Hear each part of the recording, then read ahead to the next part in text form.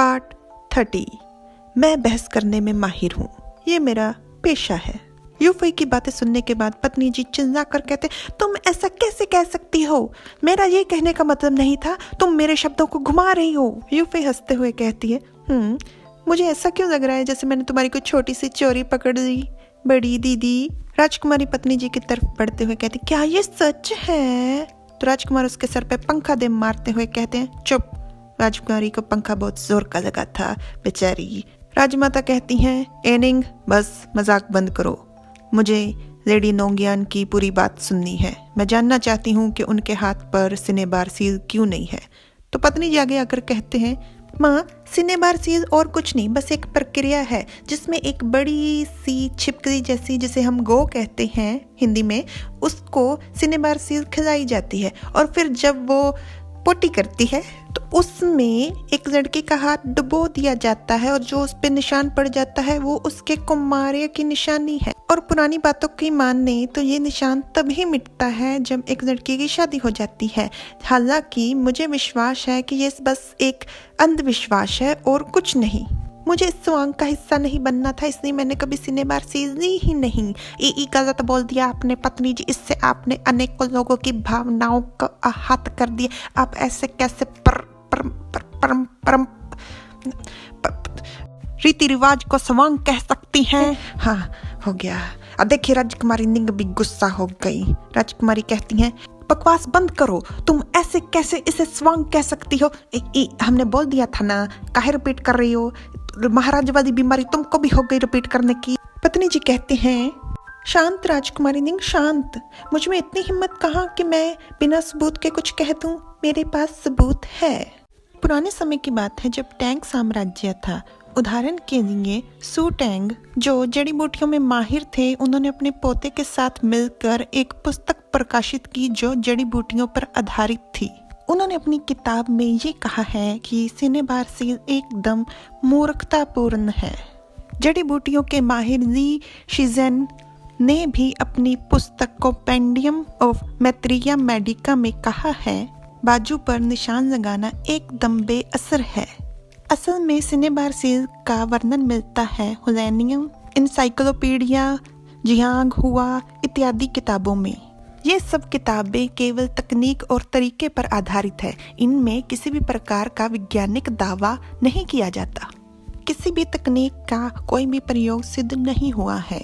हमारी महान योग साम्राज्य के सभी बड़े घरों की स्त्रियां इसे इसलिए नहीं करती कि ये कोई असरदार है, वो सिर्फ इसलिए करती हैं क्योंकि इसी का रिवाज है। माँ मुझे उम्मीद है कि मेरे बताने में कोई गलती नहीं रही होगी।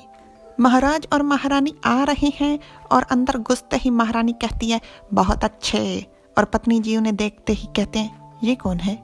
सब लोग उन्हें महाराज और महारानी कहकर प्रणाम करते हैं और महाराज के पंखे पर लिखा है पॉपकॉर्न, मतलब वो फिर से तमाशा देखने आए हैं। महारानी खुशी में गदगद हुए जा रही है अपनी देवरानी जैसी जेठानी से मिलकर। महारानी कहती हैं, राजकुमार जान की पत्नी बिल्कुल सही कह रही है, ये सिनेबार सील एकदम स्वांग ही है। ये बस रूढ़िवादी सोच वाले लोगों की स्त्रियों से फजूल की मांग है। मेरी सिनेबार सील भी नहीं मिटी थी जब मैंने महाराज के साथ सुहागरात मना ली थी। तो एक बात पे महाराज जो अपने मुंह को हमेशा ढक कर रखते हैं, कहते हैं, पत्नी जी अपने शब्दों पर ध्यान दीजिए, आप सबके सामने कैसी बातें कर रही हैं। महारानी कहती हैं, ठीक है, पर आप मुझसे ज्यादा क्यों शर्मा रहे हैं?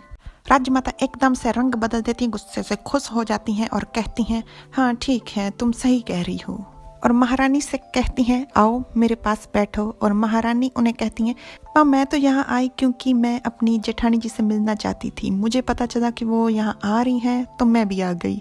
सब कह रहे थे कि जेठानी जी व्यापारी घराने से हैं, इसलिए वो राज परिवार के लिए बिल्कुल भी उचित नहीं। पर अब जो कि मैंने अपने खुद कानों से सब सुना है तो मुझे लगता है कि सब लोग गलत कह रहे थे।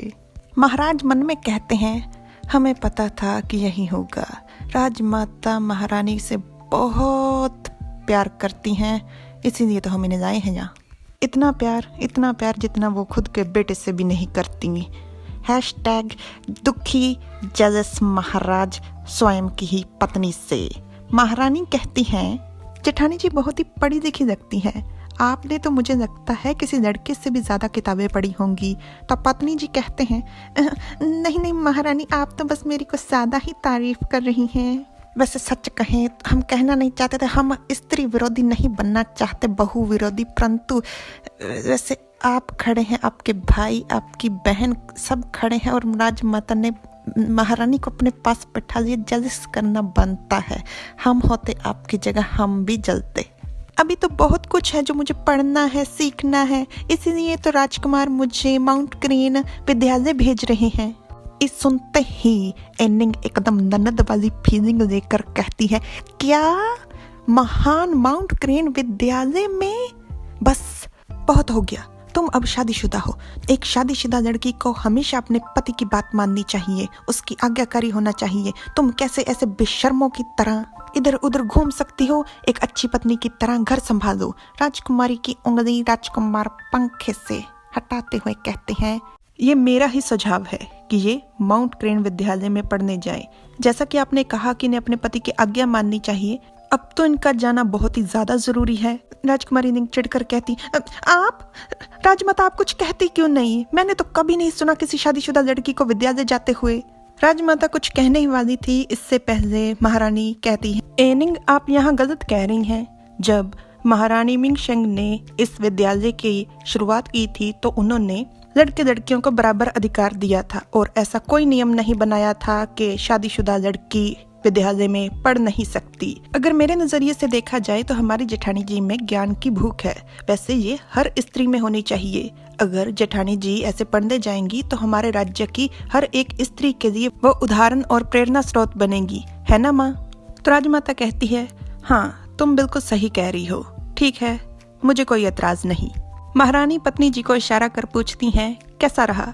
और राजकुमारी एनिंग फिर से चिल्लाती हैं, राजमाता, और उनकी कोई नहीं सुनता। घर लौटते हुए रास्ते में पत्नी जी राजकुमार से पूछते हैं, वे बहुत अजीब बात थी, भला महाराज और महारानी ने मेरा इतना खुलकर साथ क्यों दिया? क्या आपने उनसे कहा था? तो राजकुमार कहते हैं, मेरी इतनी भी पहुंच नहीं है, शायद तुम और तुम्हारे विचार उन्हें अच्छे लगे। तो पत्नी जी पूछते हैं, आपके कहने का क्या मतलब है? तो राजकुमार बताते हैं कि महारानी शीटोंग बहुत ही खुले विचारों की महिला हैं।